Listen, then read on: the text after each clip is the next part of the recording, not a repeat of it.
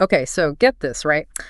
There's this prediction floating around the tech world, and it's pretty out there. Oh, yeah. Yeah, it says that in like 10 years, we're going to be swimming in intelligent robots. Like they'll be everywhere, like as common as iPhones. Whoa, hold on. As common as iPhones. Yeah. Like, seriously. Yeah, seriously. And we're not talking about like those robot dog toys or whatever. This is like next level AI we're talking about. Okay, that's a whole other deep dive right there. But yeah, I get what you're saying. That's wild. It is. And the guy saying this isn't some random tech bro either. It's Jim Fan, an exec at NVIDIA. NVIDIA. Okay, so we're talking about the folks who are basically building the brains for this AI revolution. Exactly. And he didn't just stop at the robot prediction. Get this, one of his big statements is that everything that moves will eventually be autonomous. See, now that's what grabs my attention. But also, like, what does autonomous even mean in this context? Right, because my Roomba bumps around my apartment like it owns the place. But is that really what he means by autonomous?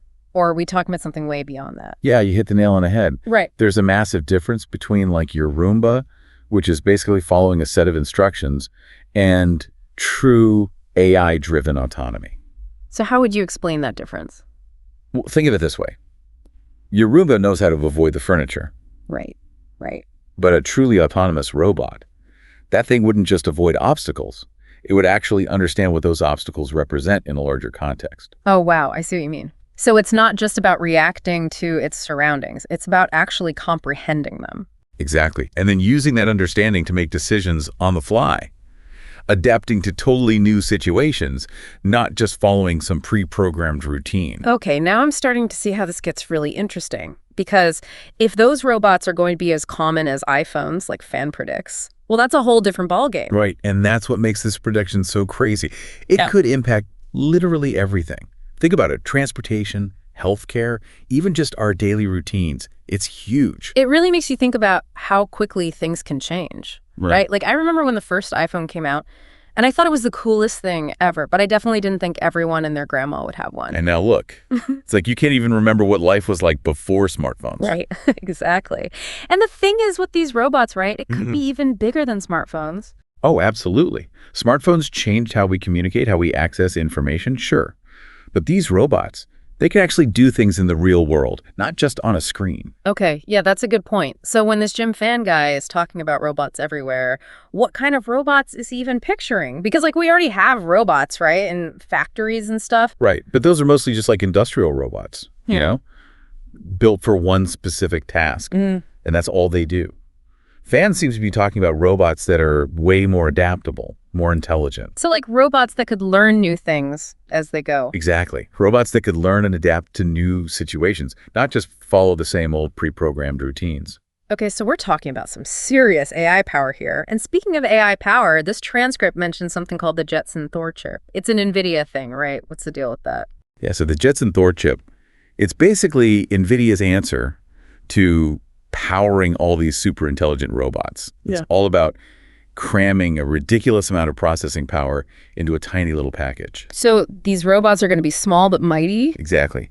And then on top of that, there's something else mentioned in the transcript, Project GROOT. Have you heard of that? Project GROOT. No. What is that? So this project, it's all about connecting these intelligent robots together so they can actually share data and learn from each other's experiences. Well, so you're saying these robots could actually get smarter over time, like as a group? That's the idea. Okay, now that's both incredibly cool and also kind of freaking me out a little bit. Yeah, I get it. It's like we're talking about a whole new level of intelligence emerging here. And we're the ones creating it. I don't know about you, but my brain is kind of doing backflips trying to wrap itself around all this. Like, on one hand, it's like, cool, robots doing cool stuff. But then it's like, hold on, are we sure we're ready for this? Yeah, and I think that's the key question here, right? Yeah. It's not just about how cool the tech is. It's about whether we're prepared as a society to handle the implications. So where do we even begin with something this big? Like, what are the biggest hurdles we need to clear to make sure this robot future is a good one? And one of the big ones that always comes up is jobs, right? Like if we have all these robots running around doing everything, what happens to all the jobs that humans used to do? Oh, yeah, that's the big one everyone's worried about. Like, are we all going to be out of work? Well, it's not quite that simple, but it's definitely something we need to be thinking about. Because even if new jobs are created, what happens to the people who are doing those old jobs? How do they transition? Those are big questions. And it's not just like factory workers or anything either, right? I mean, we're talking about AI that can potentially do all sorts of jobs, even ones that require a lot of brain power. Absolutely. This could impact everything from, like you said, factory work to things like accounting, legal stuff, even creative fields. Wow. Okay, yeah. This is a much bigger deal than I think a lot of people realize. And then on top of all that, there's the whole ethical side of things. Like, if these robots are going to be so smart, so autonomous, how do we make sure they're actually used for good? That's another huge piece of the puzzle. We need to be thinking about safety, ethics, responsibility. All of that needs to be baked into the development of this technology from the ground up. It feels like this goes way beyond just tech companies and engineers, right? Like, this is something that governments, ethicists, philosophers, everyone needs to be involved in. 100%. Yeah. This is a conversation that needs to be happening on a global scale. Because the choices we make now about AI and robotics, those choices are going to shape the future of humanity. It's kind of mind-blowing when you really think about it. We've gone from talking about some dude's prediction about robots to, like, the fate of humanity. And that's the beauty of technology, right? Yeah. It forces us to confront these really big questions. Questions about who we are, what we value, what kind of future we want to create. For sure. So to everyone listening, we want to hear your take on all of this. Are you excited about this robot-filled future? Are you terrified? Somewhere in between. Let us know. Head over to our website and share your thoughts using #RobotsEverywhere. And hey, who knows, maybe we'll revisit this topic in another deep dive down the line. Because this conversation, this is just the beginning